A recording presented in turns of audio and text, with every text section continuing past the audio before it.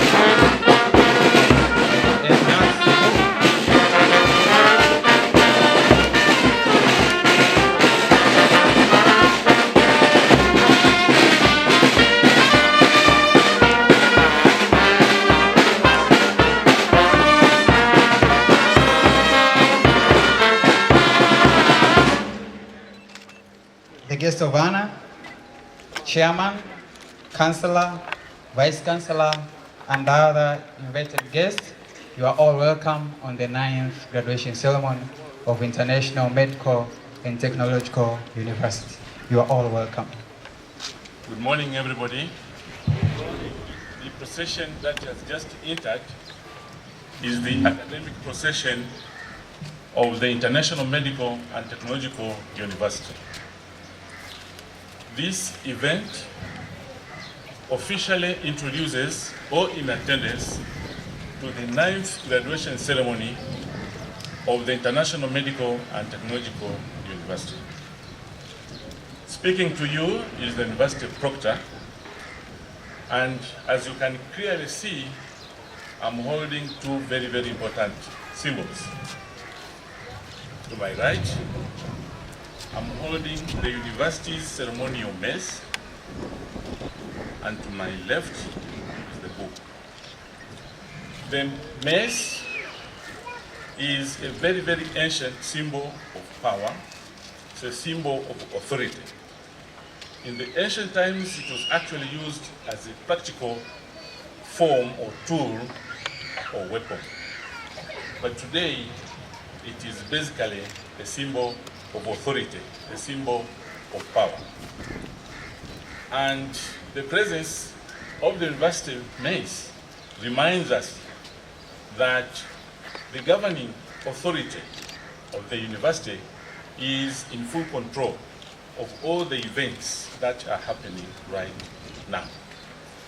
The university mace has a long history, as I've just said, but importantly, it reminds us that universities have traditionally been custodians of both the traditions of learning as well as the powers that universities bestow upon those who come for learning. The book that I'm holding is a book of medicine, because this is basically a school of medicine. But it has a very, very long story also to be told. This actually reminds us that learning has always not been a comfortable and easy process. It has always been an endurance. And learning basically involves the extraction of information from books. And this book is just representing one of the very, very many books that you had to go through, that you had to conquer to accomplish what you have accomplished today. And universities are the only sources of knowledge. And it can be knowledge which is de novo, which is knowledge from a gray area where there is total unknown. You will all remember of Michael Faraday, who discovered electricity just by studying magnetism. And there was no electricity by then. And that was in a university. So universities are sources of knowledge. And this knowledge comes as facts, which are collected, piled up, to form concepts, from theories, to form hypotheses, and structured information, which can now be passed from one generation to another. And the way of storing that information is traditionally through books. The tradition of learning, particularly medicine, is not an alien one. We all recognize that the father of medicine, the father of modern medicine, Western medicine, is Hippocrates, of course. And indeed, it is in history that he was the first physician to document, to keep together, and to disseminate all medical information from his own experiences, and he also compiled medical knowledge from previous schools of medicine.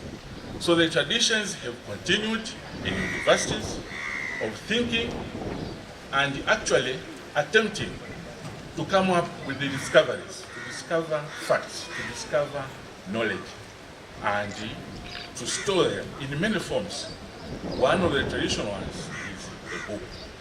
And for you here, it has been this book which has been a very, very important tool, as I said, to conquer whatever you have conquered today. But our role as students, as practitioners, as professionals, is not only to continue extracting information from books. The information here, as I said, which started from as early as the times of Hippocrates. And you all remember that Hippocrates was born in 460 BC, and he died in 370 BC. And we still have some of the concepts of Hippocrates which have not changed. Those who did MBBS still remember finger clubbing. Finger clubbing was initially observed, documented, and linked to the presence of cancer of the lungs, as well as cyanotic heart disease, by Hippocrates himself. So the knowledge is there, and it is for us to continue pressing, but we have to continue cleaning it, refining it, testing it, and making sure that it continues to serve the purposes for which it is purported. So as I said, you have done it, and that's why you are here today. And for that reason, as Proctor and many others here would like to show our heartfelt congratulations for your achievements. Thank you very much.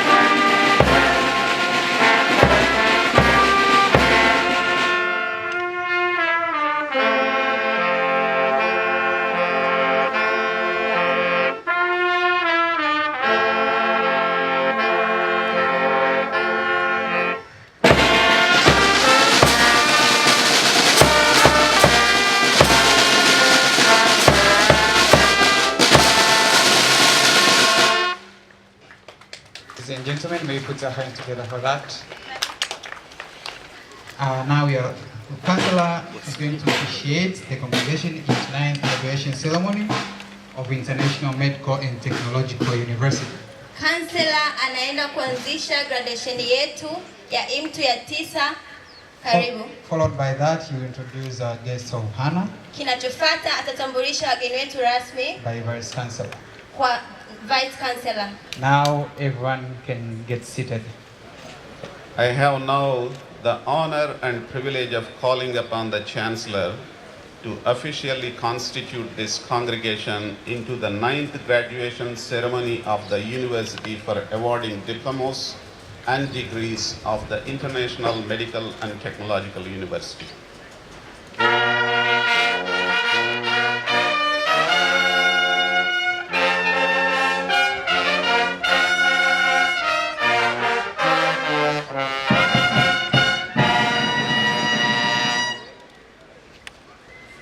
With the authority bestowed upon me, I declare this congregation the 9th graduation ceremony of the International Medical and Technological University.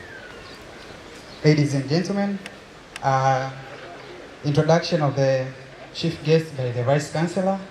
We will then introduce guest of honor. Vice Chancellor, please welcome.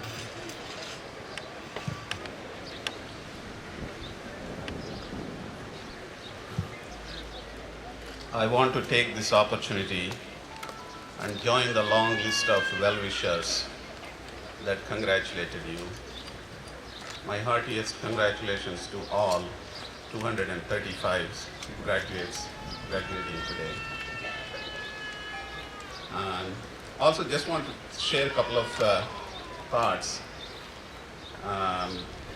Over the last year, we did go through some interesting challenges. Challenges like establishing a community medicine rotation. You all remember, I know. We went through a lot of sessions. Almost some of them were day long. There were Dr. Kisanga, Dr. Matango, and the rest of the faculty and members of the administration. But at the end of the day, we worked through those challenges. Matter of fact, some of the brainstorming that we went through, even though it was difficult, made us to be a better place today. The students that are going through the same rotation today, because of the hardships we went through, are actually doing much more strenuous rotations. And I just want to thank you for all of you for your patience and hard work that we put into. That's one of the examples. Of course, there are many more like that. Again, here you are going into the real world. I want to take this opportunity to wish you the very best as you start your career and start providing services to the people, not only in Tanzania, wherever you are going, helping them and changing their lives. All the best. And before I introduce our distinguished guest of honor, I do have one announcement to make. One of our distinguished citizens, part of our community, passed away on December 5th, 2016, who was also closely associated with IMTU through the IMTU Council. Professor Idris Matulia, who was a renowned professor of cardiology at the Faculty of Medicine, University of Dar es Salaam, now the Muhimbili campus now. He was also the permanent secretary, Ministry of Health, and after he completed that term as permanent secretary, he also served as the member of parliament for Tanzania. And he was also chairman, MST Board of Trustees, and of course the member of IMTU Council until recently. So in memory of Professor Matulia, I request all of you to stand up and observe 1 minute of silence, please.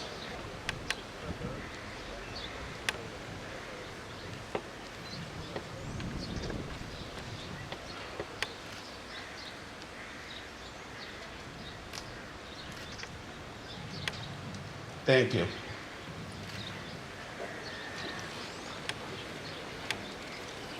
Now it's my distinguished honor and privilege to introduce our distinguished guest, guest of honor, Ambassador Dr. Lumbanga.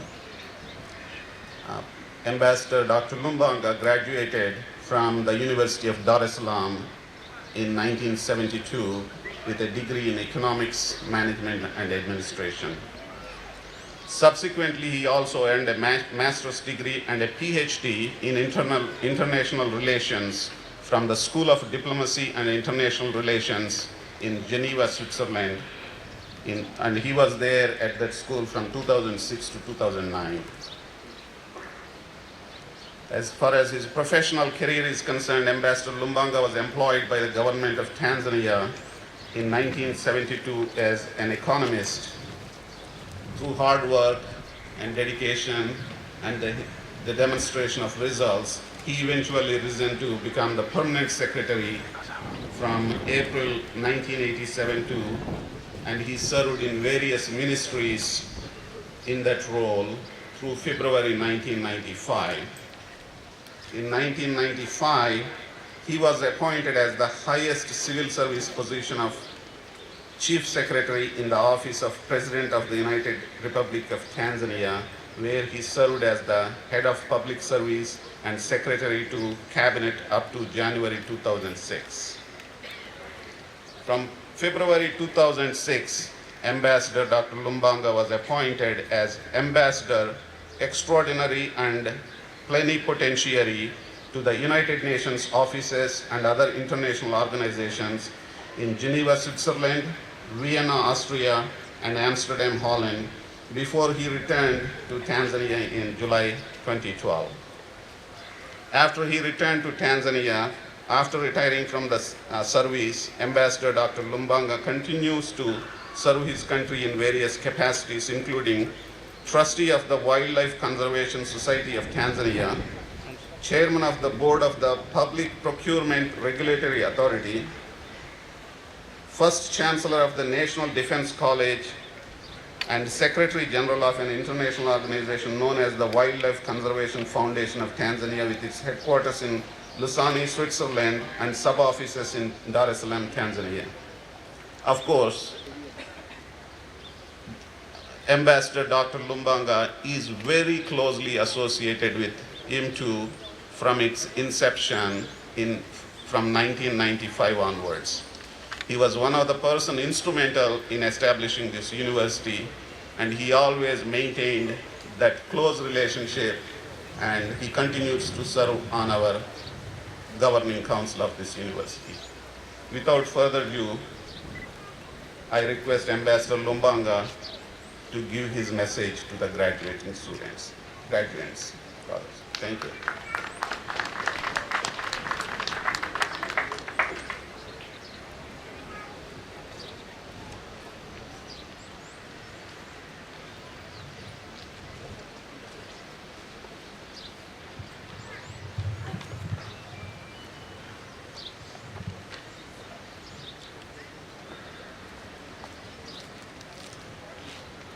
Professor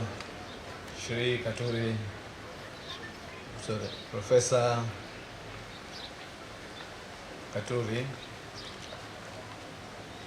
the Vice Chancellor, Deputy Vice Chancellors of Academic and Administration, IMTU academic staff, representative of the Indian High Commission in Tanzania,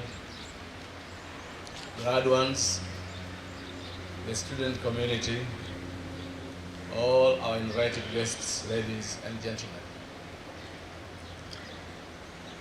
Allow me first to start by thanking the management of IMTU for inviting me to officiate at this 9th IMTU graduation ceremony.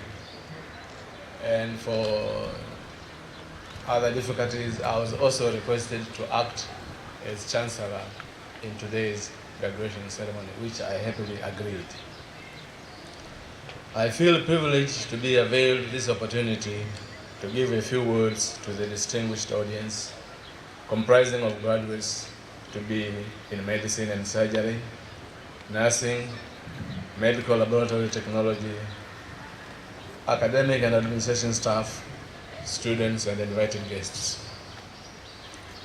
As we participate in this ceremony, it is important to mention that the university will be attaining 20 years since its inception in 1997. We are grateful for the attendance of all of you, and particularly when we remember that our founder and chairman, Shri Katuri Subarao, who worked very closely with the late Mwalimu Julius Nyerere, the founder of our nation, who together laid the foundations of IMTU along the lines of South-South cooperation. The initial concept, which I understand still holds today, is to promote South-South cooperation among developing nations, especially in areas of technology transfer, human resources, and capacity building in the countries of the South. Mwalimu Nyerere's ideas were endorsed by most of the countries of the South, and this was followed by the creation of the South Center with its headquarters in Geneva, Switzerland.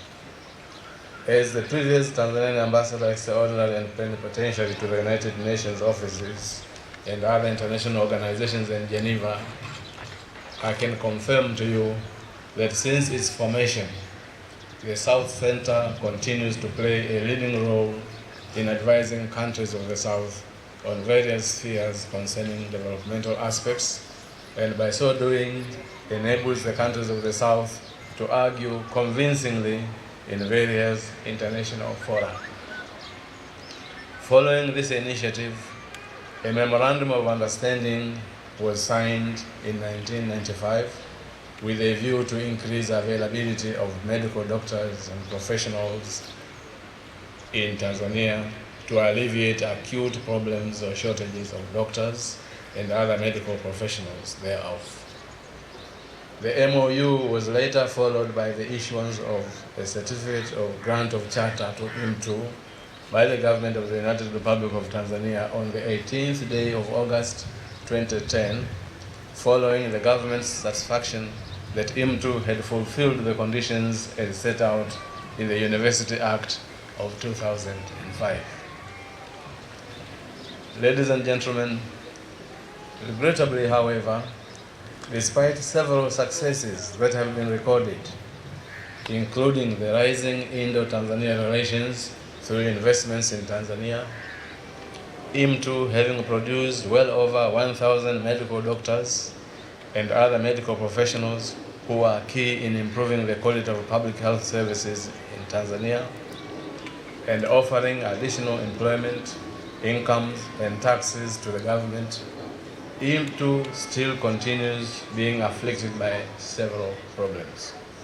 These include delays in issuance of work permits to expatriate personnel who number less than 30 workers, or not more than 20% of the workforce, granting of tax exemption status to expatriate personnel, non-fulfillment of commitments by the government, like allotting a 100-acre piece of land for building a 500 modern teaching hospital, and the Saruji Corporation buildings on which IMTU is currently sitting.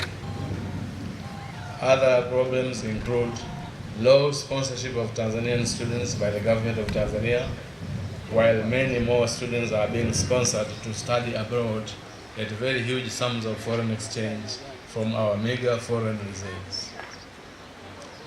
There is also the issue of new students' admission for the academic year 2016-2017, following the directives from Tanzania Commission for Universities, which is yet another thorny issue. For these and others, I am pleading to the government to put its act together by providing answers to the many problems I have referred to above, and this could be best achieved through the Office of the Chief Secretary in the President's Office to call all stakeholders so as to find lasting and viable solutions. The trend as of now, where every ministry, department, or agency is left to deal with specific issues under their ambit, cannot work as experience has shown so far, resulting in never-ending correspondence. As for the new students' admissions issue, while the IMTU Council and indeed the entire management of IMTU are always ready to implement such directives, I wish to take this opportunity to request TCU and other relevant authorities to exercise restraint in their decisions and always bear in mind that ultimately it is the Tanzanians and our own people and young people who will be the losers. In my opinion, therefore, a more practical approach would be to implement those directives over a period of time, given the fact that huge resources and time are needed to implement some of the issues. we can recall that not so long ago, earlier on, TCU directives were beautifully implemented to the satisfaction of TCU, which thus lifted the ban for admission imposed for 2014-2015. Thereby, IMTU was granted permission by TCU to engage 300 new students. As a result, management worked overtime to improve many facilities, hired more staff, and so on and so forth. Needless, therefore, to say that this new decision has been very disheartening to the entire teaching and student community, to say the least. Ladies and gentlemen, during its existence, IMTU has contributed immensely in preparing many professional medical personnel and leaders in Tanzania. We are proud to hear that almost half of district medical officers, DMOs, in mainland Tanzania are former graduates of IMTU. This is encouraging for IMTU because I understand that to be selected to this critical post at the district level, one needs to demonstrate great knowledge, commitment, and good personnel relationship with staff, patients, and the community at large. And especially today, in the fifth phase government of His Excellency President Magufuli, where we are witnessing more and more people's awareness to their rights, which has been greatly enhanced. I expect and urge you all to maintain the good reputation of IMTU wherever you go. As a doctor, nurse, or laboratory technologist, you are a facilitator for prevention, treatment, and control of diseases. I wish to emphasize that every member of the community has a role in both prevention and treatment of diseases. A typical example is in management of a sick child. The parent or guardian makes the decision to bring a child to hospital. The doctor may prescribe treatment, but usually it is the parent or guardian who administers the pill or syrup to the child at home. And apart from medication, more important is the feeding and general care of the child when not well, and in preventing diseases from ever occurring again. When parents or guardians do their duties, the doctors have much less work to do. As doctors and other medical practitioners, your first and foremost duty is, therefore, to establish good rapport with the citizens, educate them on how to play their part to prevent diseases at primary, secondary, and tertiary levels of prevention. The primary level involves prevention measures before the onset of disease, secondary level measures when one is unwell or sickness has occurred, and tertiary level involves taking measures to reduce disability and recurrence of the same disease. Ladies and gentlemen, adults and even older children should know their part on how to care for their own health, the health of their families, and the health of their communities, as Reese Witherspoon once said, and I quote, "Many people worry so much about managing their careers, but rarely spend half that much time managing their lives." End of quote. And another very common saying, where we hear often, where it is said, "You can give a fish to a person and you will have a meal for one day, but you can teach a person to fish and you will have enough for a whole life." I appeal to you, therefore, health professionals, to educate your clients on how to care for their health, including the need to seek professional advice when necessary. As a healthcare professional, you are the initiator of multi-sectoral collaboration for the promotion of health. Experts in education, agriculture, animal husbandry may wait for your advice in case of an outbreak of a disease. But you will also expect them to play their role properly to control some diseases related to animals or food. And of course, you need multi-sectoral collaboration to help educate the community. For you teachers, the task is even more complicated. And here I would like to quote Clay Bedford, who also said, and I quote, "You can teach a student a lesson for a day, but if you can teach him to learn, he will continue to learn. He will continue the learning process as long as he lives." End of quote. Do not therefore produce student parrots or force students to be parrots that are to memorize instead of understanding. Students who do not know how to summarize what they read and discover new knowledge are no better than parrots. Learning how to do research is therefore like learning how to fish. Adding to this, David Burns also says, and I quote, "Aim for success, not perfection. Never give up your right to be wrong, because then you will lose the ability to learn new things and move forward with your life." End of quote. Let students try to get the best marks, but never through memorizing or stealing of examinations. Let us get the best marks by personal review of relevant literature before or after the lecture. Ladies and gentlemen, there is a temptation that graduation is the end of learning. It is not the end. Staff and students, please continue to battle for discovery and innovation, for the advancement in knowledge, for improving human health, because health is a prerequisite for economic development. There is a vicious circle between poor health and poverty, and we cannot develop with a heavy burden of disease.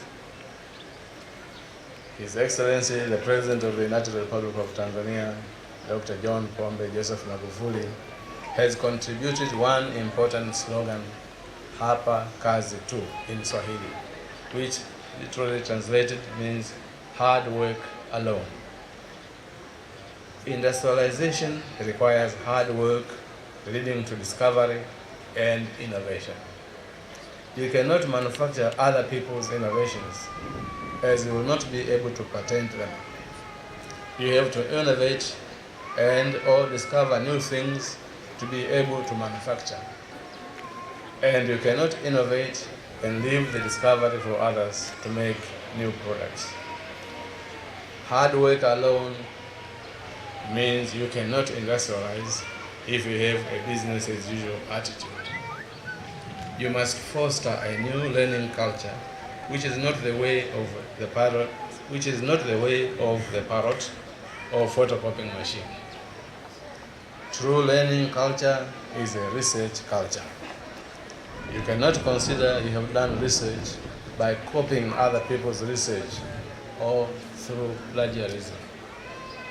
I call on the MTU community to be in the forefront in adopting the new culture of hard work alone. Ladies and gentlemen, with these few remarks, I congratulate you all, from the chairman and founder, the chancellor, the vice chancellor, all members of staff in the academic and administrative cadre, our graduates, and the entire student community for your hard work and success at IMTU. To the graduates who we are congratulating today, I wish you all the very best in your careers as you move on to make a difference in our people's lives. With these remarks, I thank you all for your attention.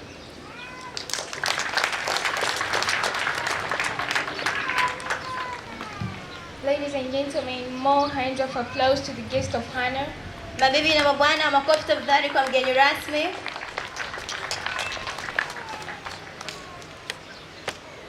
Mabibi na mabwana, kitengo cha taaluma cha IMTU recognizes each and everyone's efforts.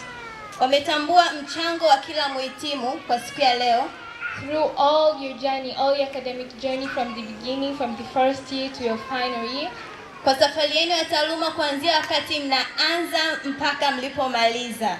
It is hereby to appreciate the efforts of the best students who were the best through all the journey.